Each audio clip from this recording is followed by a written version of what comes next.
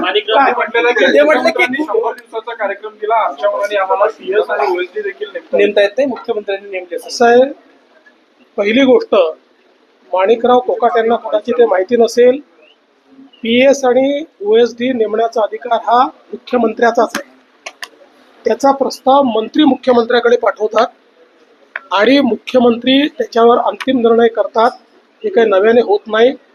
मी कॅबिनेटमध्ये स्पष्टपणे सांगितलं होतं, तुम्हाला पाहिजे ती नावं पाठवा, पण त्या नावांमध्ये ज्यांची नावं फिक्सर म्हणून, ज्यांची नावं चुकीच्या कामामध्ये इन्व्हॉल्ड आहेत, त्यांना मी मान्यता देणार नाही.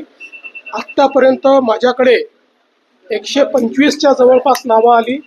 त्यातली 109 नावं मी क्लिअर केलेली आहेत.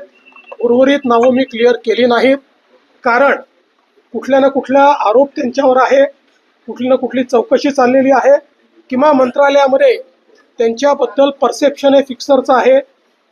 कोणी नाराज झालं तरीही मी अशाला मान्य